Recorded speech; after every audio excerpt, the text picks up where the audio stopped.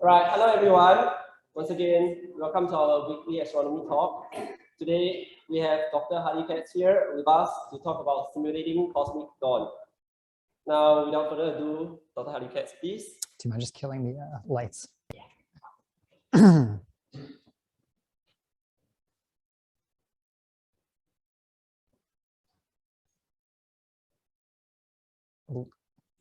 Yeah, why not? Yeah, that's fine. Cool. So first, let me turn this on. Everyone can hear me all right?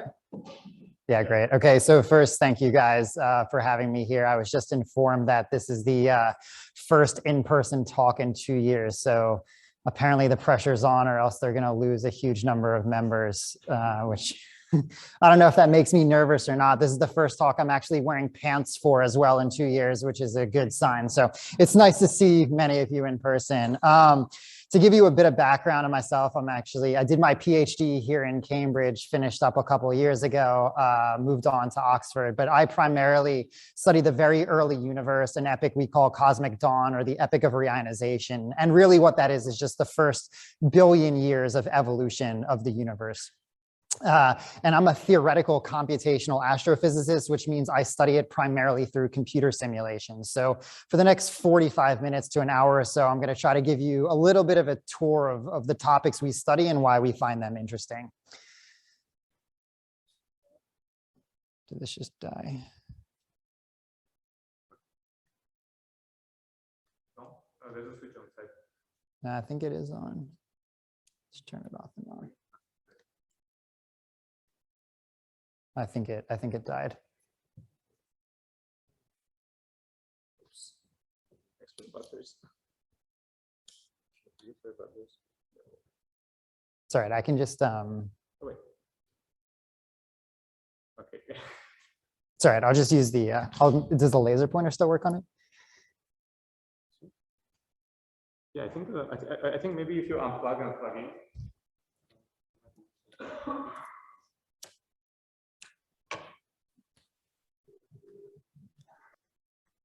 Nope, doesn't seem to be working. Okay. I think I know the problem.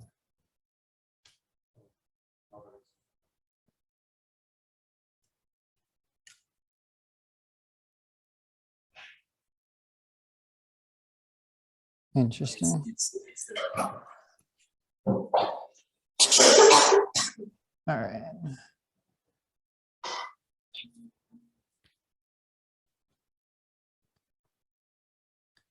There we go. Okay, sorry about that.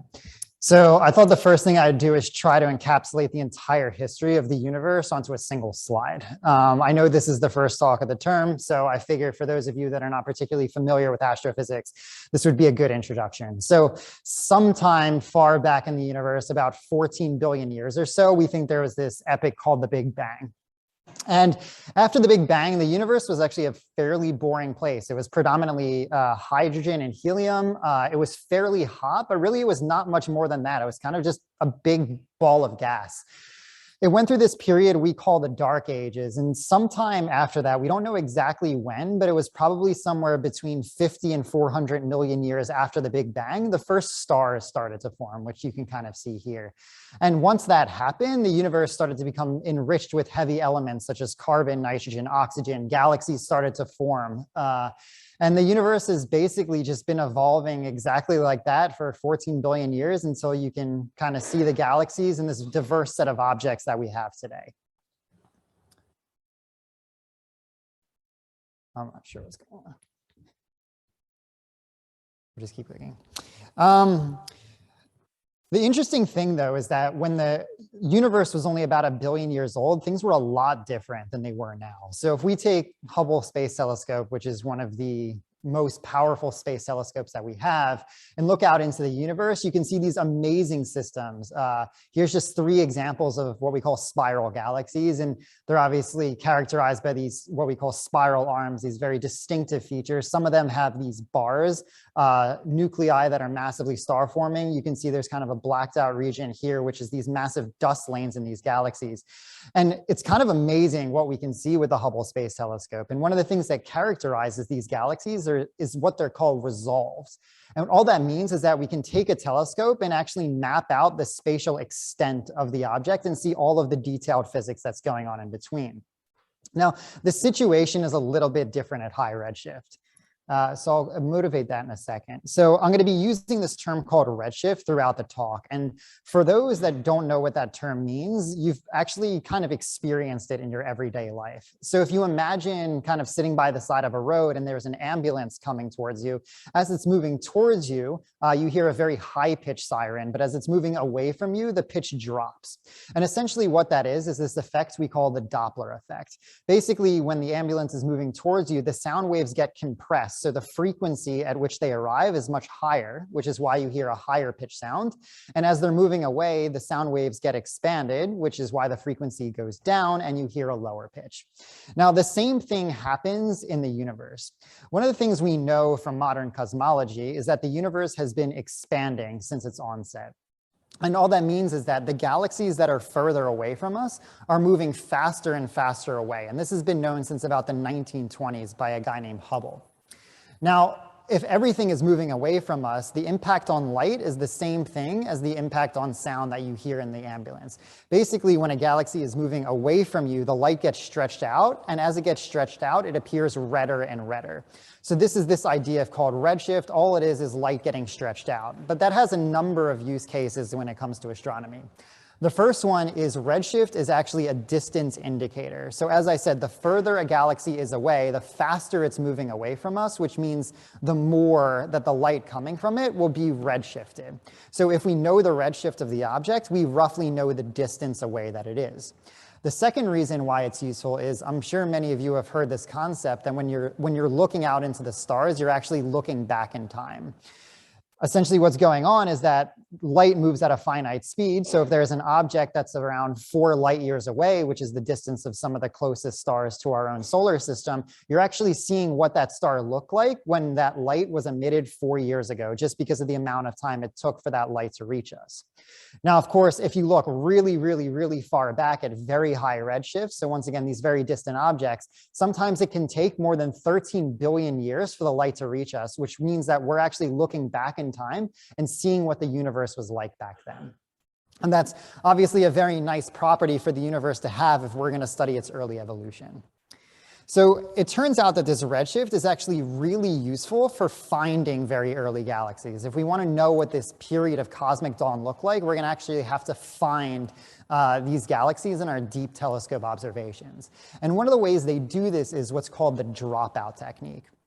So I'm going to be talking about this thing called a spectra of a galaxy. Now, all that means is anytime a galaxy emits, it doesn't just emit at a particular wavelength or a particular color. It emits light across the entire spectrum or at all different wavelengths. So I'm going to show you a simple spectra of a galaxy here, which basically just looks like a box. You can see this black line, and eventually there's this break. Now, galaxies exhibit these types of features. This feature I'm showing you here is just called the Lyman break. It's not really important what that Lyman break actually is. All that matters is that if this galaxy was at a different redshift, it was closer to us, the Lyman break might occur around here. And as you move the galaxy further and further away, the position of this Lyman break changes because you're redshifting the light. Now, the reason why this is helpful when we're trying to find these early galaxies is because each one of these different color lines represents a filter on your telescope. So when you take an image, you can take an image in multiple different filters and see basically light from different colors. And as you redshift the galaxy, you can see that it's moving between the filters where this Lyman break is. So the idea behind this dropout technique is to find early galaxies. This one has a redshift of 9.5, which is very, very early on in the universe. It's about 500 million years after the Big Bang. All you have to do is find a galaxy that's kind of emitting light in this filter and this filter and this filter, but not in any of these. And that's exactly what we do. So here you can see some examples on the left where there's, in this particular example, no emission, no emission, no emission, and then all of a sudden the galaxy starts to appear. And this is how we can find these very early objects. Unfortunately, earlier I showed you these nice, beautiful spiral galaxies, but if you take the same Hubble Space Telescope and try to find these very distant galaxies at redshifts 9 and 10, they kind of look something like this. I mean, it's basically just a large red blob and nothing more than that. This is in fact the highest redshift galaxy we know about. It has a name GNZ-11. Astronomers clearly got very creative when they were naming it. But really there's not much you can do with this system like you can in the low redshift universe. So when we're studying the very early universe, the very high redshift universe, we have to turn to different techniques. So the questions I hope to address during this talk were when and how did the first stars form? So as I said, when the universe began, it was basically this sort of quiescent ball of hydrogen and helium, yet now we have these massive diverse set of objects such as stars, galaxies, black holes, and we want to know how those formed out of this primordial gas. And of course we know they formed because we see stars today. The question is what were the impacts on that first generation of stars on the subsequent evolution of the universe? Now, in order to do this, we can start with observation. So observers have, for a long time, been trying to understand when cosmic dawn happened, when that first star formed. And there's a number of ways they do this, but it turns out you can actually use starlight to measure the age of an individual star. And that's simply because different mass stars have different properties. So I'm showing you a schematic right now of this thing we call a Hertzsprung-Russell diagram. So if you plot on the x-axis temperature, that's the temperature of the star, or sometimes you can use a different proxy for temperature, such as the color of the star. So you can see stars down here in red. These are kind of your very small stars, your brown dwarfs. They're much cooler than the very hot and massive stars, which are sitting up here. On the y-axis, you have brightness. So the very cold, dimmer stars sit in the bottom right, and then as you get more and more massive, they move along what's called the main sequence of star formation. Now, not all stars live for the same amount of time. As a star starts burning up its fuel, it goes into different stages. So for example, it might turn off and turn into a red giant or an AGB star or any of these more exotic stars we see in our universe. And it turns out the more massive a star is, the quicker it uses up all its fuel and turns off the main sequence. So the general idea that we have is if you can find out the most massive star in the system, you can kind of guess the age of it because eventually they'll turn off this main sequence and move to a more exotic regime. So that's just a schematic. Astronomers develop these very, very complex models for how stars move along this plane. So instead of temperature, I'm plotting a different quantity here, which is color. But once again, that's just an indicator of temperature. And instead of the brightness, I'm showing absolute magnitude, which is just another astronomer's quantity that's used for brightness. And what you can see here is I'm plotting what a star cluster would look like on this Hertzsprung-Russell diagram at different ages. So you can see that what we might call a typically young cluster that's only 8 billion years old, the main sequence turnoff happens right around here. But as the star cluster gets older, now at 9 gigayears old, all the way up to 13 billion years, you can see that the position of this main sequence turnoff is changing. So in order to age date a star cluster, all you have to do is find the location of this main sequence turnoff. And then if you know the age of it, you could just count back in time. So for example, if you see a star cluster at redshift 6, when the universe was 1 billion years old, you've measured the age, let's say at 400 million years, you know cosmic dawn had to occur at least as early as 600 million years ago. So I, of course, did not come up with this idea. This idea has been known for a very, very long time. And they've been using it actually in the local universe, so right around our own galaxy, to age date the entire universe. So what you're looking at here, this is an object called a globular cluster. All it is a massive star cluster. It's about 1 million times the mass of our own sun. They're very beautiful if you can see them with a really, really expensive telescope. And there's about 150 of them or so orbiting our own galaxy. And what you can try to do is just plot up the location of each individual star on the Hertzsprung-Russell diagram, which you're seeing here. Once again, your brightness versus your color or temperature. And you can try to fit one of those models to see how the main sequence turnoff is evolving. So in this particular example, there's fits at 10 billion years, 12 billion years, and 14 billion years. And you can see that the 12 billion years is approximately a good model. So this method was actually used to constrain the age of the universe before we had deep telescope observations of the cosmic microwave background, because we know just from these observations alone that the universe has to be at least 12 billion years old. And since, of course, we know that it's around 14 billion, cosmic dawn had to occur at least before 2 billion years after the Big Bang. So unfortunately, while this method is really, really useful in the local universe where you can take an image of an entire star cluster and plot the locations of each individual star on this Hertzsprung-Russell diagram, unfortunately, when you're looking way back in time, our telescopes just aren't good enough in order to find these star clusters and plot the locations of individual stars.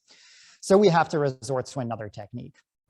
So unfortunately, the resolution isn't coming out so great here, but it turns out that you can try to use the aggregate light of all of the stars in a galaxy to try to measure its age. And the way we do that is what I'm showing you here on the x-axis is just wavelength, and on the y-axis is the amount of flux that you get at each individual wavelength. And this is called a galaxy spectra. So this is just a typical galaxy spectra. It's not any particular one. It's kind of just a model of what a typical galaxy might look like. So when the galaxy is only around 10 million years old, you can see you get a lot of flux coming from wavelengths sort of shorter than 1,000 angstroms. This is just another astronomical unit. And then it falls off very steeply as you go to longer and longer wavelengths. Now, as the galaxy ages from 1 million years to 10 million years to 100 million years, all the way to 13 billion years, you can see that the spectrum is changing quite considerably. And essentially what's going on is that the stars are aging and the light that they're giving off is changing its flux, and therefore you get very different shapes. So what you can try to do is play this game where you observe an entire galaxy and match the spectrum. In particular, you can look for specific features. So that feature I was telling you earlier that could be used for redshift is what's called the Lyman break, which you can see right around 100 million years it starts to appear. There's another one that's particularly used for age dating galaxies called the Balmer break, which happens right here at 4,000 angstroms. You can see that the very, very young galaxies have no Balmer break. As they get older, there's still nothing, but as soon as the galaxy hits 100 million years old, all of a sudden you see this break here, which is then amplified at 400 million years after the Big Bang. So what we want to do is we want to search the early universe to see if we can find these Balmer breaks. And if we can put an age on when those stars must have formed.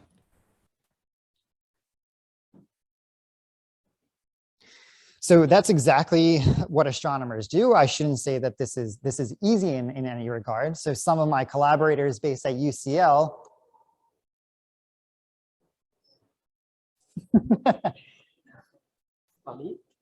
We haven't had a talk in 2 years, so the technical difficulties are really piling up now. The lecture theater decided to go to sleep.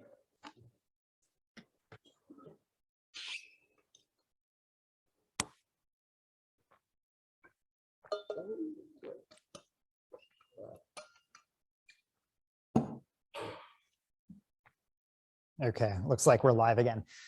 So some of my collaborators based at UCL tried to find these things called Balmer breaks in the very early universe. So this is a different example of another galaxy in the very early universe. Once again, it's a little red blob. It's got another really unique name called Max 1149 JD1, and this has a redshift of 9.1, so around 550 million years or so after the Big Bang. Now, unfortunately, I showed you these very detailed spectra of galaxies. When we look at the very early universe, we don't have any instruments which can detect the wavelength at very precise values.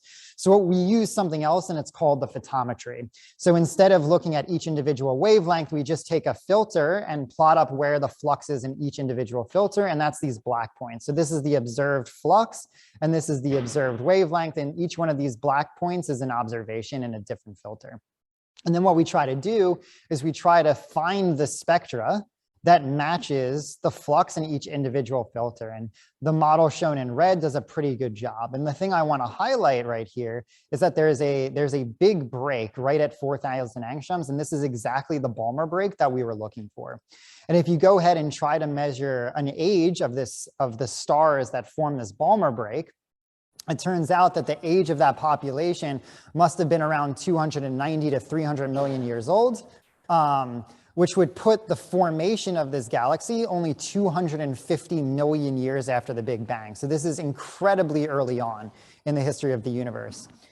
In fact, we had so much success with this one project, we decided to go out and see if we can find more of these objects. And I'm just showing you a sample of about 3 of them. Here, GNZ9-1, GSZ9-1, and another MAX galaxy. And of course, not every early galaxy that we observed exhibits a strong Balmer break. You can see there's a little tiny one here, a tiny one here, but in this galaxy, there's a significantly larger one. And if you combine up all of the strengths of these Balmer breaks, once again, we find this constraint that the first stars or cosmic dawn must have occurred at least as late as 250 million years after the Big Bang. And that's about as precise as we can get. In fact, we only have 6 objects in the early universe where this technique is going to be used. So instead, what we try to do is, can we use simulations to improve this constraint and see if these Balmer breaks should appear in more and more objects?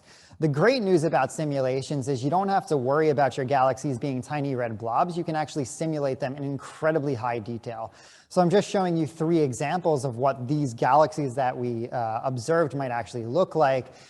Each galaxy is shown sort of in 2 orientations. This one we call 81, that's face on and edge on, 82, and 83 in the bottom rows. And you're seeing a number of different quantities. This quantity right here on the left is the gas density. This is where the molecules form. This is the temperature of the gas. You can see very close to the center, the gas is very cool, but around the galaxy, you have these bright regions which are incredibly hot. You have things like heavy elements, such as, once again, carbon, nitrogen, oxygen, things like dust, but the quantities that you're used to seeing are, of course, the starlight. And what we wanted to check in these simulations is that this technique that observers have been using to age date the formation of cosmic dawn, whether or not that was actually the case in simulations. And what you can see is that it turns out to work. So here's once again the spectra of our simulated galaxies, 81, 82, and 83, and we show it at a bunch of different times for a bunch of different viewing angles. The red points show you this photometry of the spectra observations of this galaxy JD1 that I talked about, where the first Balmer break was observed. And in particular, I want to highlight 83 here. You can see that the spectra of 83 nearly perfectly matches the photometry of JD1. Now, that's actually a complete coincidence and didn't have to be the case that the spectra from this simulated galaxy perfectly matched this one observation that we had.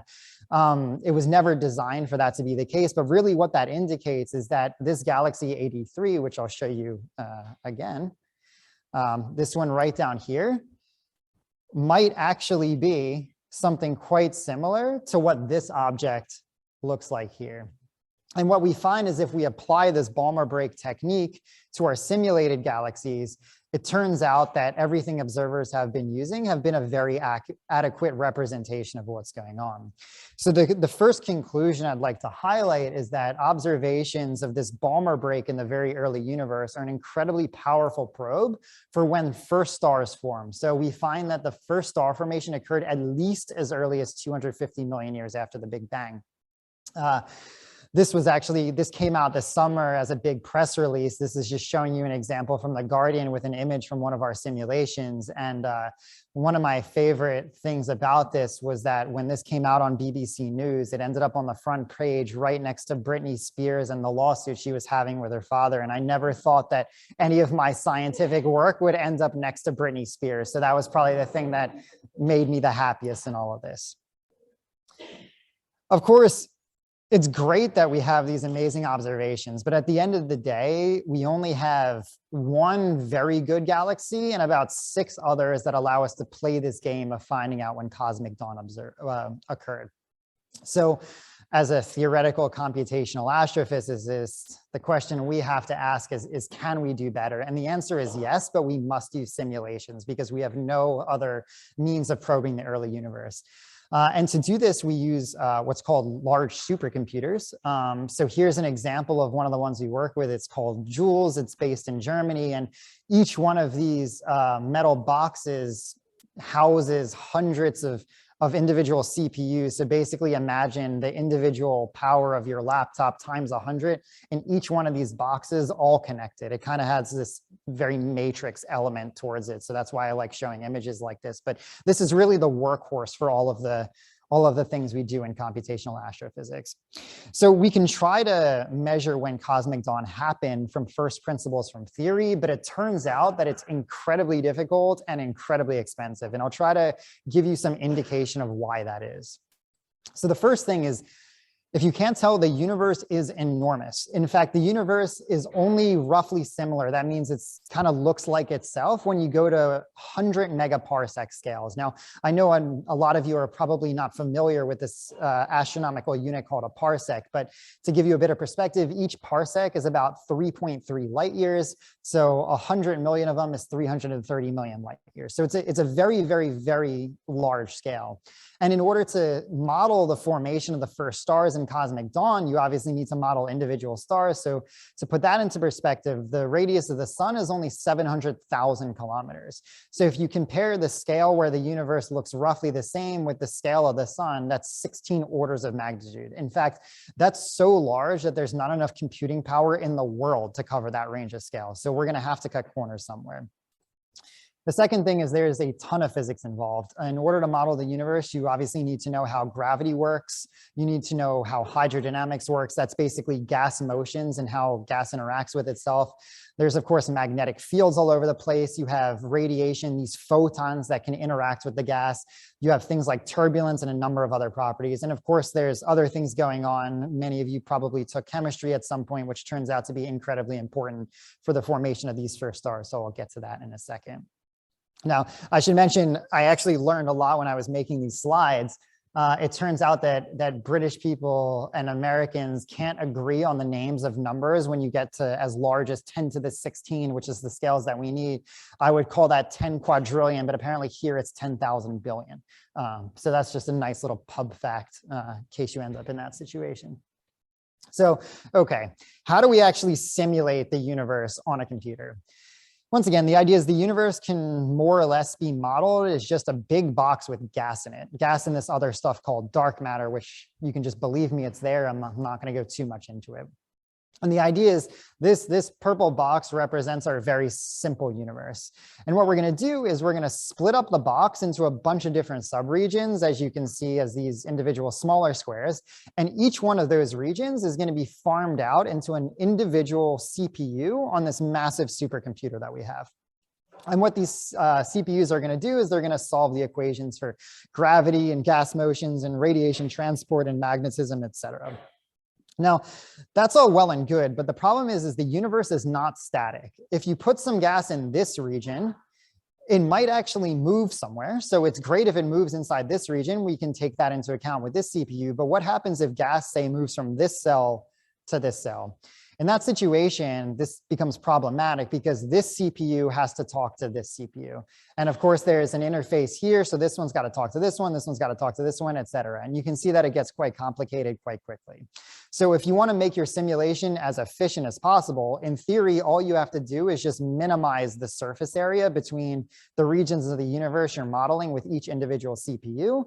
And okay, you can solve the universe in one go. Unfortunately, it turns out it's not that simple. And the reason why is because gravity is a very important force. It's one of the most important forces in the universe. And gravity acts at very, very large scales. So even though gas can only move at a small distance, sort of in each individual time step in your simulation, and therefore the CPUs only have to talk to each other when gas is moving in between. As it turns out, like if you put mass anywhere in the universe, any other object can feel the gravitational force of it. And even though the sort of diagonal CPUs that I showed you in the slide before, in theory, don't have to talk to each other, as soon as you include gravity, they do, which means that every CPU in your supercomputer has to talk to every other CPU at every given time. So I tried to put up a schematic of what that actually looks like for only 6 CPUs, and you can see that the connections get quite complicated quite quickly. Now, to give you a little bit of an example, the most recent simulations that we ran were run on 20,000 CPUs, not just 6. So you can imagine how expensive that is. So just putting some numbers on that, current state-of-the-art simulations can cost 100 million CPU hours. A CPU hour is just running on one CPU for 1 hour. And if you turn that into a time scale, if you tried to run the same simulation on your laptop, it would take around 11,500 years. And if you tried to run this on something like cloud computing, like Amazon Web Services or Google Cloud Platform, I just did a quick calculations for spot instances, and these simulations cost between $4 million and $12 million each to run. So I tried to put that into perspective. The movie Interstellar, which I'm sure many of you have seen, had a budget of 165 million, of which Matthew McConaughey made allegedly 8. And the reason I'm comparing it to a movie is because there's no proof I ran the simulation unless I show you a movie of it. So this is one of our most recent simulations where we tried to model the process of cosmic dawn. So what you're seeing here in purple is gas in the universe, and it's collapsing under the force of gravity. Now, this circle here is just a highlight of one specific galaxy, and all these little white dots are individual stars forming in the simulation. And the yellow regions are these very high energy photons that are being blown out into the universe by these first stars. So we can just run that one more time. As the universe evolves, you can see it's a very, very dynamic system. Gravity is pulling gas in, it's pulling the stars together. And as they merge, it causes stars to form, which just blow these big holes out into the gas, and these photons are leaking. And it's actually those photons that we use for all of our observations.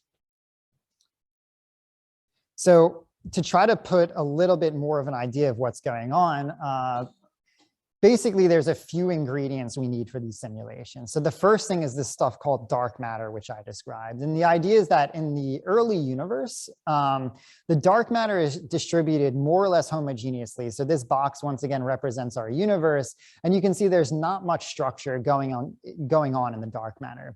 Now, dark matter, once again, we don't exactly know what it is, but what we do know is it interacts with the gravitational force. If you just let it collapse, you can see that after some time, it forms this structure that we call the cosmic web. So it's a 3D web structure where first the dark matter sort of collapses into these sheets and walls.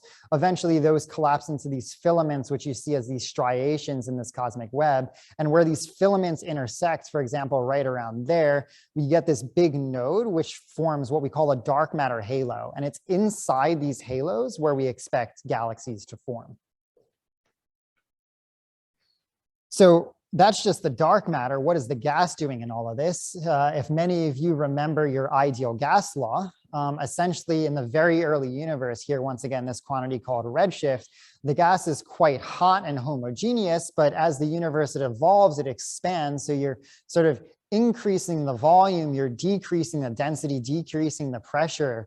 And what the effect that has is if you look at this green line, which shows the temperature of the gas, you're basically just expanding the universe and cooling all of the gas in it. But the gas doesn't just cool, it of course interacts gravitationally as well. So the gas feels the pull from the dark matter. And what happens is the gravity from the dark matter pulls the gas onto filaments in galaxies. And we think this happens in 2 ways. So you have a galaxy right down here in the center, and this is showing you quite a large scale.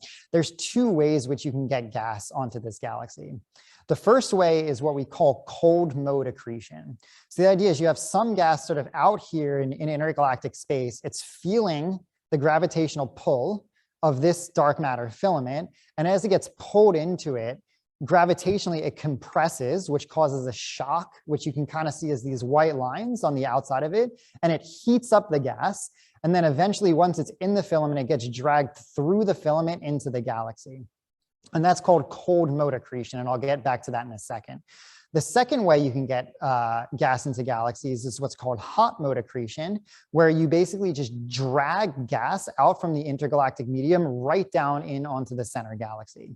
Now, the reason it's called hot mode accretion is because the gravitational force of the galaxy is much stronger than the filament. So when the gas reaches the galaxy here, and it compresses much more efficiently, which heats it up much more. So the gas arriving through filaments tends to be much colder than gas arriving directly onto the galaxy itself. Now, unfortunately, the temperatures of the gas getting onto the galaxy are around 10,000 degrees or so. And if you look out into our local universe, into our backyard, you can try to measure the temperatures at which stars form. And it turns out that that temperature is about 100 degrees. So it's much, much, much lower than the 10,000 degrees. So something must happen in order to get from 10,000 degrees to 100 degrees if we're going to form a star. And the way that happens is via what we call gas cooling. And there's a number of different processes, but I'll try to explain one. This one's called collisional excitation cooling, which is a fancy name for, you can kind of envision here an atom, which is just a proton and an electron. And let's say you have some free electron whizzing around your system.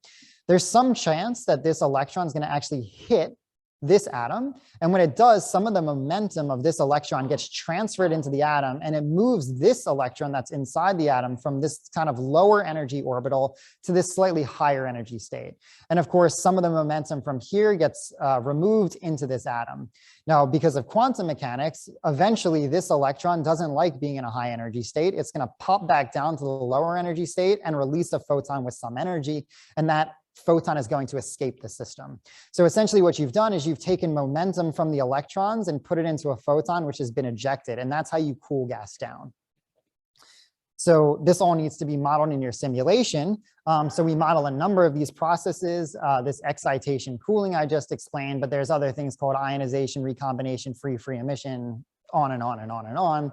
And what I'm showing you here is how efficiently the gas is cooling on the y-axis versus the temperature of the gas on the x-axis. So you can see at temperatures above 10,000 degrees, gas can cool very, very efficiently. Unfortunately, once you hit 10,000 degrees, you can see that the cooling rate showed by this solid line more or less plummets. So the question is how can you then get from 10,000 degrees to this 100-degree magic number I told you needed to form stars? This is why simulations become very expensive. It's because you have to model a ton of chemistry. Fortunately, the universe isn't just hydrogen and helium, there's also molecules. So the two molecules I'm going to be talking about are molecular hydrogen, also known as H2, which is simply an H atom plus another H atom, and hydrogen deuterium, or HD, which is simply an H atom plus deuterium. And it turns out when you have these two molecules, they can vibrate and they can spin, and those are called degrees of freedom. And if you exercise these degrees of freedom and move them in the precise way, you can actually cool the gas even further. So what you're looking at here is how efficiently the gas can cool as a function of temperature for both molecular hydrogen, or H2, and hydrogen deuterium. And just notice here on the x-axis, the temperatures, instead of going to 10,000 degrees, now are just mapped from 10 degrees to 10,000 degrees. And you can see that as the gas gets colder, the cooling gets less and less and less efficient. In fact, this cooling is very inefficient in the first place, but it turns out that it's just enough in order to form a star. But in order to get this right, your simulation has to take into account, at minimum, these 26 chemical reactions.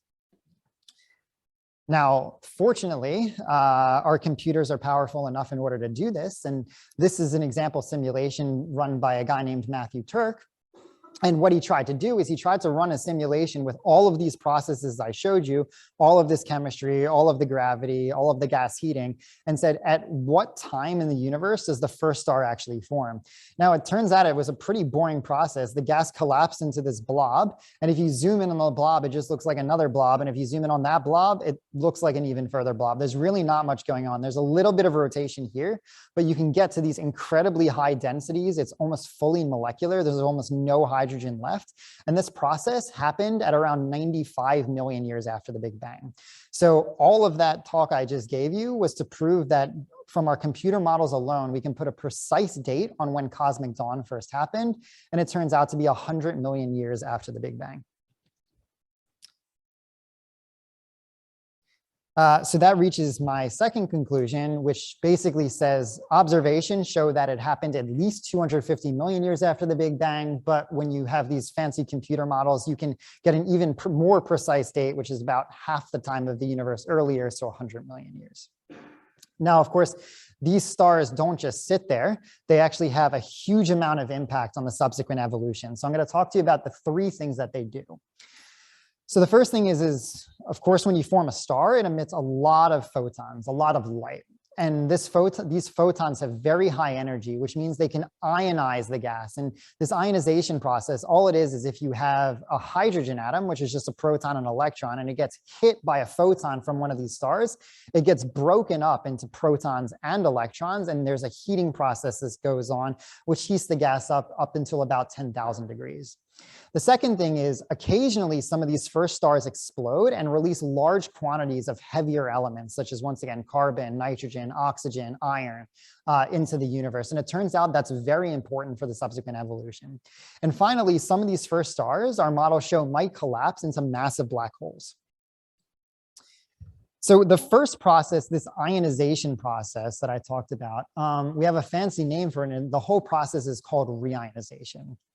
Now, as I mentioned earlier, when the universe formed, it was predominantly hydrogen and helium, and it was in a neutral state. Those hydrogen and helium atoms existed in those forms. Yet if you take a telescope and look out into our local universe, there's almost no hydrogen and helium left. There's actually none of it.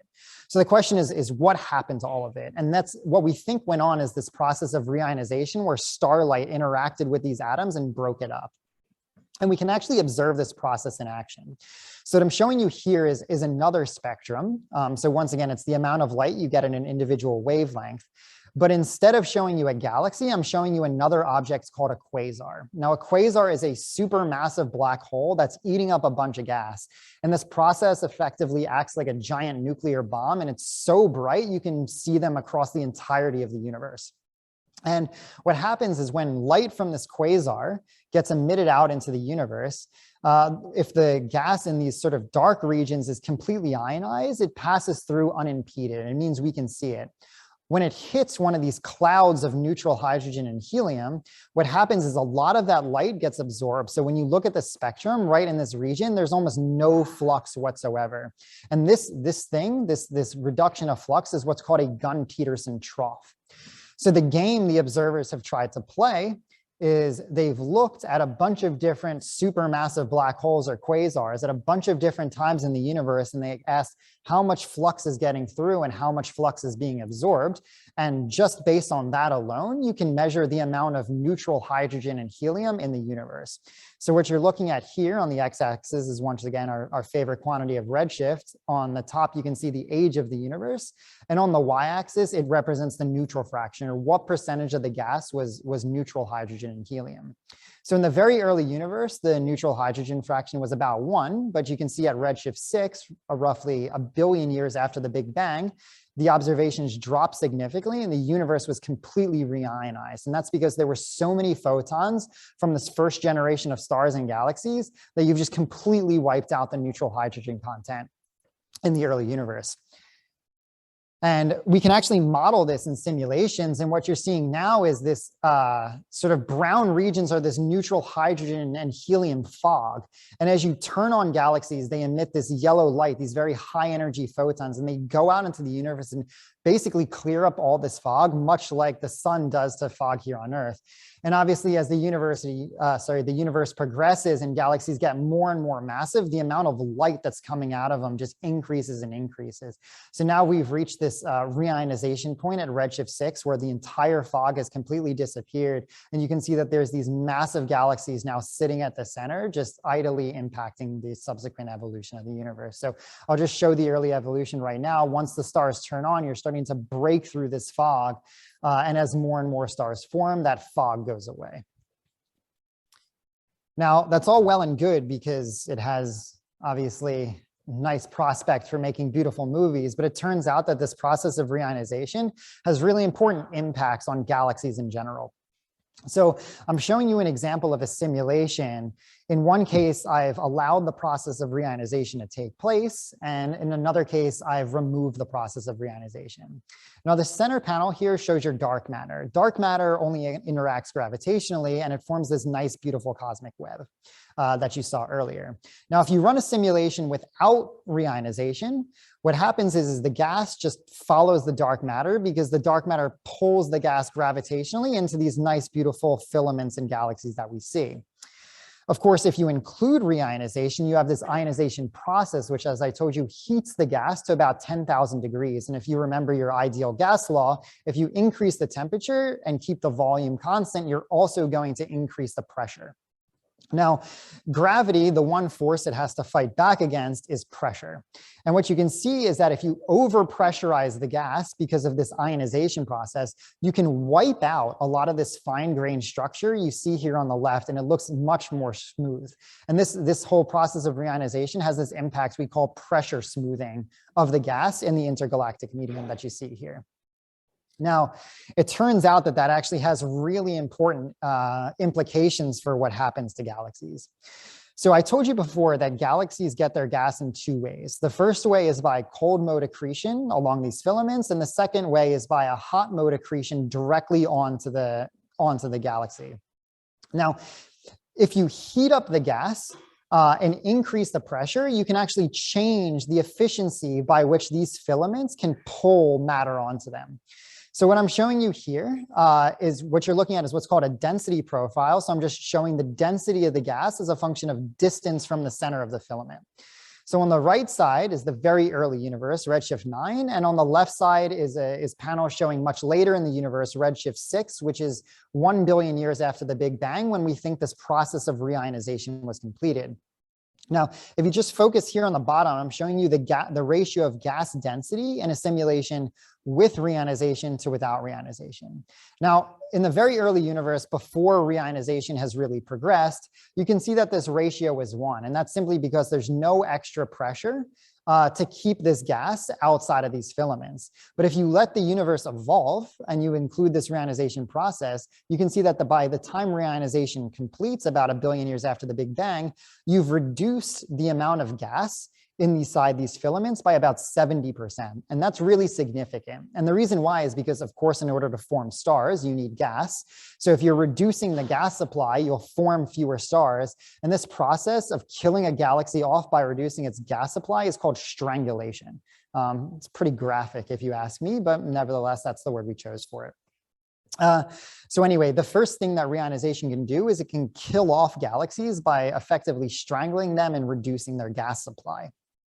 The second thing it can do is it can evaporate a galaxy. And the way this works is that, as I told you, when stars form, it's a battle between gravitational forces and pressure trying to push the gas back out. Now, for very, very low mass galaxies, around 30 million shown here on the left times the mass of our own sun, the gravitational force is actually quite weak.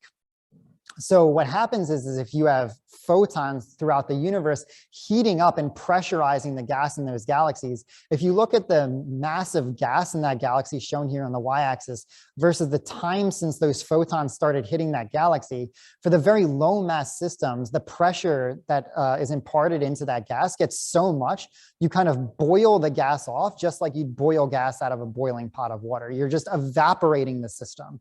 And if you evaporate the system, of course, you can't form very many stars. So you're essentially killing the galaxy via evaporation. Now, if you look at slightly more massive galaxies here between 30 million and 70 million times the mass of our own sun, it turns out that the evaporation process seems to perfectly balance the amount of gas you're pulling in through hot mode and cold mode accretion. And then, of course, once you go to more massive galaxies, the total gas mass tends to increase as the additional pressure is not enough to overcome the gravitational force of these more massive systems. So reionization can kill off small galaxies, which is a really interesting consequence. The second thing I wanted to mention is that the first stars are synthesizing the first heavy elements in our universe. So if you recall, our early universe periodic table looked like this. And of course, if you all remember, the later universe periodic table that we measure today looks something like this. And you might ask yourself, of course, why do we care about heavier elements? Wouldn't the universe be perfectly great just with hydrogen and helium?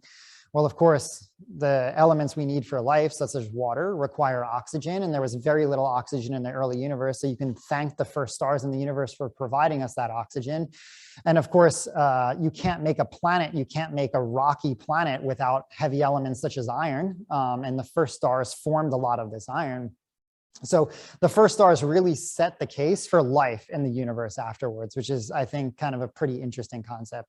Of course, for me as a theoretical astrophysicist, life is great, but I'd prefer to see what other effects it has. And as it turns out, there's some really interesting features. As it turns out, you can blow a lot of these metals, heavy elements in astronomy we call metals. So anything that's more, any element that's more massive than helium to us is just a metal. Yeah, it's pretty simple, right? So this is just a simulation of a star exploding and ejecting its metals out into the early universe. So this circle represents the extent of the galaxy. And these red regions, so gas that are enriched with these heavy elements. So the idea is that you want to calculate how many of these metals actually stay in the system in order to determine sort of how many subsequent stars can form, how many planets can form, things like that. And one of the interesting things you can do is actually run this simulation and just blow a bunch of metals and see where they end up in the subsequent universe. Power is off. Okay, it's telling me the power is off on this, but I think it's all right. No, there it goes. It just went away. The other thing that heavy elements can do is they allow the gas to cool even further from where it was before. So if you recall this cooling process I told you about, where you have this free electron that hits an atom, the atom gets excited and then it gets de-excited and a photon is released. The reason why in hydrogen and helium gas that process is very inefficient below 10,000 degrees is because at that temperature, that's where hydrogen and helium become neutral. So there's very few free electrons. Now, of course, if you make heavy elements, for example, carbon, nitrogen, and oxygen, these have many more electrons, and these electrons populate further and further away from the center of the atom. So it's really easy to remove them and get free electrons in lower temperature gas.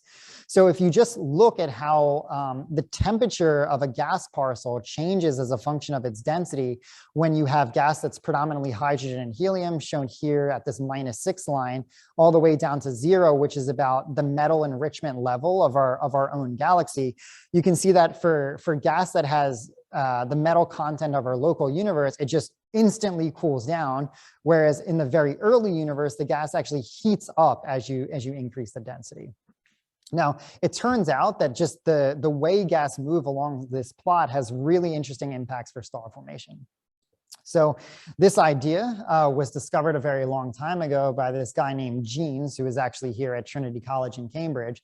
And all he decided to do is he said, okay, star formation is basically just a cloud of gas collapsing into a star. And what we can do is say the only thing balancing the gravity of that gas cloud is the pressure of that gas cloud. So I can calculate the mass that a cloud needs to have in order for it to collapse into stars. And he found this equation right here. And you can see the temperature is sitting here, right here on the top.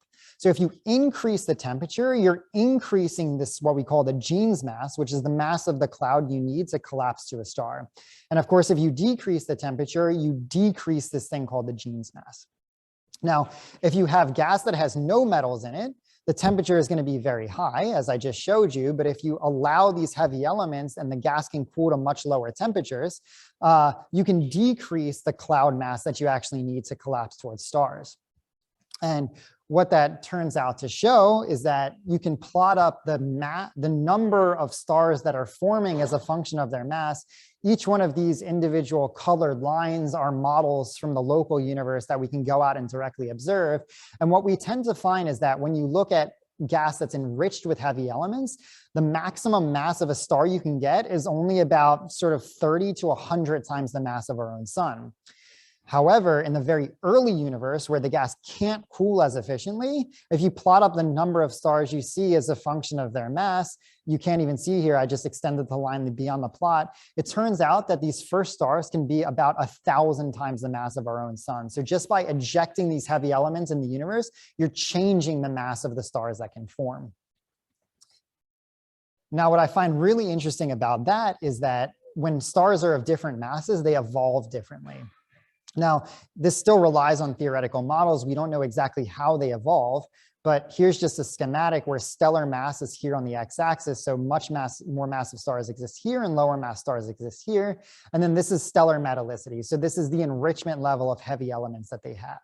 So for a very massive star that has almost no heavy elements, it might collapse at the end of its life directly into a black hole. But as you increase the metallicity, so you increase the number of heavy elements, you can kind of get yourself out of this black hole regime into forming what we call a neutron star. So the prediction that we can make is that in the local universe, you have much fewer black holes forming than in the very early universe. And it turns out that these black holes also might not necessarily just sit there.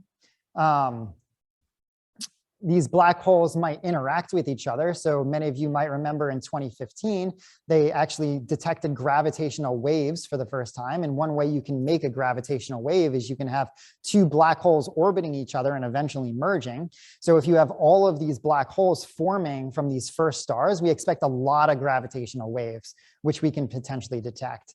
Of course, the second thing these black holes can do is they can suck up matter. And when they do that, it once again acts like a nuclear bomb. And sometimes they can form these crazy jets, which are just ejecting very high energy particles into the universe.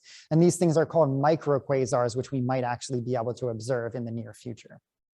So finally, hopefully I've given you a whirlwind tour. There's a lot of exciting prospects. When I started my undergrad, it was originally supposed to be that the James Webb Space Telescope shown here was going to launch in 2008.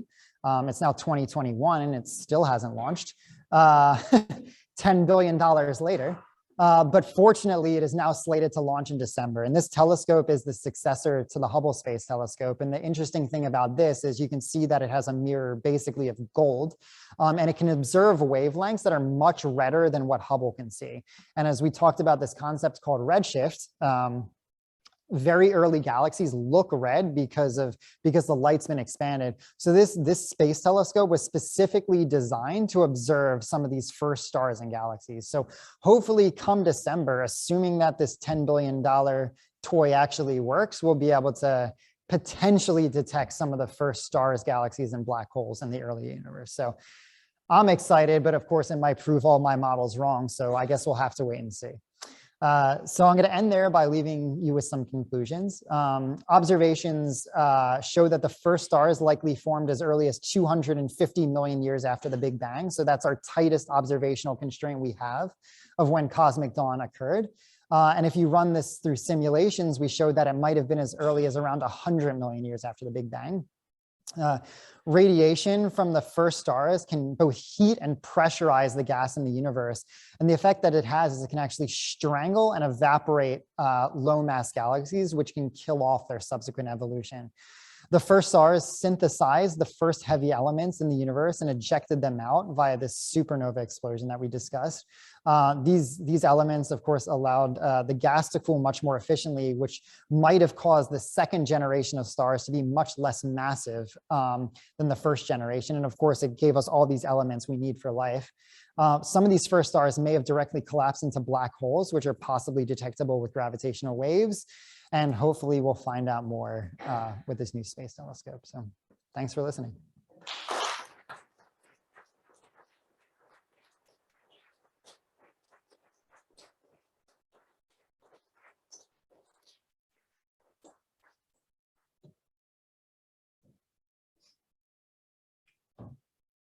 All right, thank you, Dr. Katz, for the fascinating sharing and a beautiful simulation. So we now have about 15 minutes for questions. So if anyone would like to ask a question, please raise your hand and I'll point to you. And we also try to take a few questions from the online audience. So if people over Zoom has any questions, just put it up on the chat and we will get to you if we have the time. Right, so questions, anyone? All right, over there at the back, please. Thanks so much for your talk. I was wondering what are the major sources of stochasticity in your simulations? Sorry, say that one more time. The major sources of stochasticity in Reionization. Yeah, so just to repeat the question, I guess, for the people that are online, she's asking, what are the major sources of stochasticity? There's a lot. So as I mentioned before, if you try to model, you can't model the universe in one go. So there's this, we have to model only small patches of it at each individual time in order to overcome this scales issue. So if you look at different parts of the universe, you're going to see different, it's not different physics, but it might manifest slightly differently. And that's the idea of called cosmic variance, where you move from one patch of the universe to another. You, of course, end up with kind of a stochastic effect. So, and that's all generated by a random number seed. Of course, if you move into the individual galaxies in our simulation, their dynamics are completely chaotic. And what that means is that if you start from similar initial conditions, it diverges exponentially after a period of time. And that's going to introduce a significant amount of stochasticity into the simulation. All right, next question. The lady at the front, please. About because you said that the early cells were a lot bigger than the ones created now. Is that process like expected to continue for this past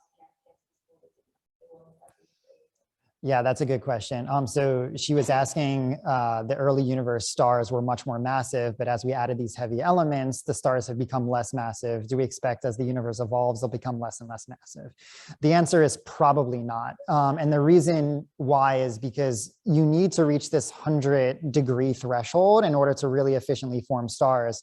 But once you add more and more heavy elements, it's not that the gas gets really far less than 100 degrees. It just gets there a little bit faster.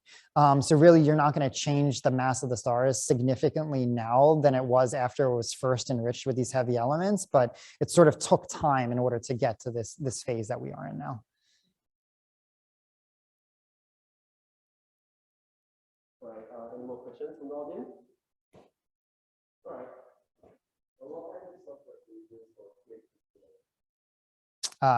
That's a good question. The question was, what kind of software do we use? We more or less write everything in-house. So I don't know how many of you are computer programmers out there, but unfortunately, when you're running simulations on these massive supercomputers, speed is of the essence. So you have to use what we call very low-level languages, one of which is C. Another one is Fortran. So Fortran 90 is the language that we're using predominantly. Some of the code wasn't, of course, all written by me. I wrote some of it, but the skeleton existed long before I even started studying in this field. And then once it's off the supercomputer, we can switch to more modern languages like Python, for example.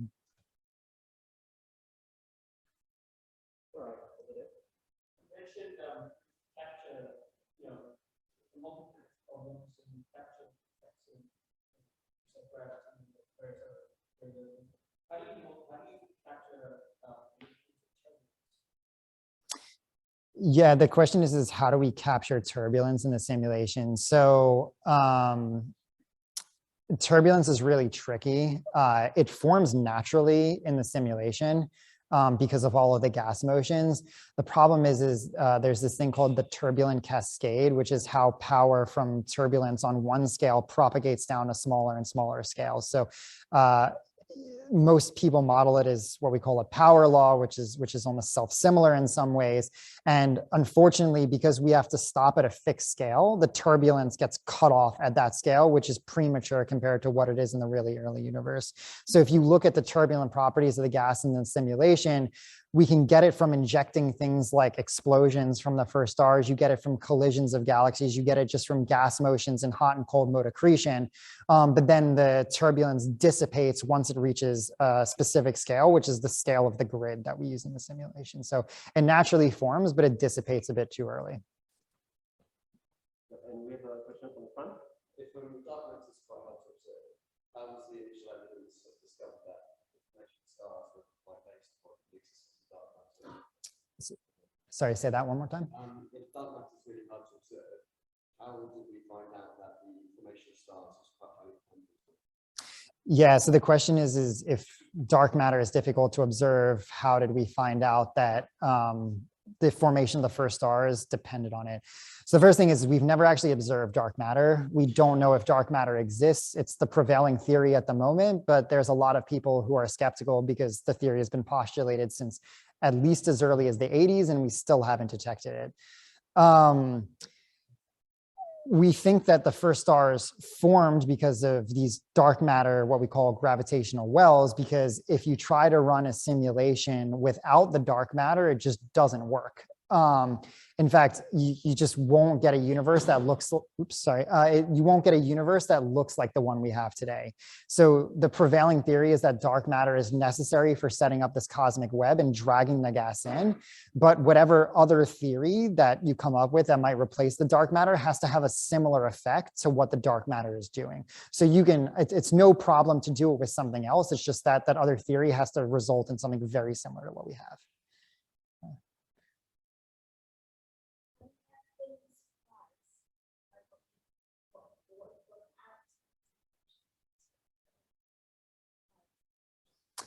Yeah, all the time. Most of it is when I made a mistake and the universe explodes. No, but I think from a fundamental physics level, these processes are what we call nonlinear. So back in the day of physics, the days of Newton, when he was chilling here in Trinity, it was really nice for him to sit outside and just write his equations down on a piece of paper. And a lot of times when you do that, things are incredibly intuitive and you know you're wrong when it just doesn't seem right. With these simulations, you're solving these equations that we would solve them on a piece of paper if we could, but we quite honestly can't. And we get into regimes that we just have no intuition for. And when that pops out, it's really nice to see when a universe looks kind of like what we have, because then we can backtrack and try to figure out which physics was actually governing the system. And oftentimes that turns out to be surprising. Yeah. I'm not sure whether this will come through to you, but there's a few questions in the chat that you might be able to answer. Is your ability to model the early universe primarily limited by data and knowledge of the physics involved, or is it modern computing power, which is the limiting factor? I don't think it was limited by the amount of data involved. So the data constrains, as I said, we have to cut certain corners, and the way we cut those corners, we try to make it so that the early universe looks like what we think it did. But there's very few observations of the early universe, which gives us a lot of freedom to operate in. The biggest issue we have right now is computing power. There's simply not enough of it to do all of the things we want to do from first principles. The equations are not that difficult to solve, but the scales involved and are really the limiting factor here. Yeah. Right, do we have more questions from the audience?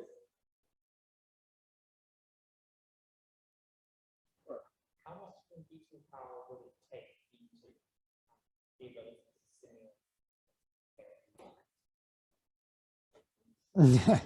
That's a good, so the question is how much computing power would I need to simulate the scale of the universe?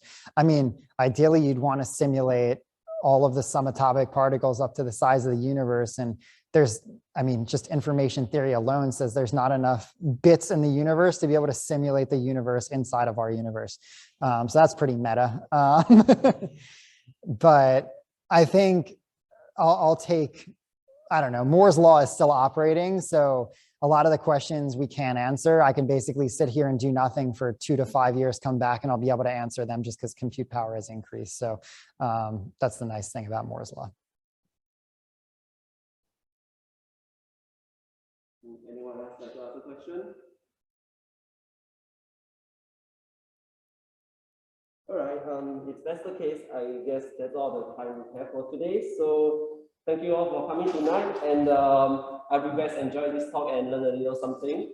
So before you leave, I would just like to remind you that our membership officer printing is at the back. So if you would like to purchase your membership for the society, you can do that here. So talks and observations and everything will be free for members, and we charge a small fee for non-members. So now's a chance to get involved with us right at the back. And thank you again to our speaker for your testimony.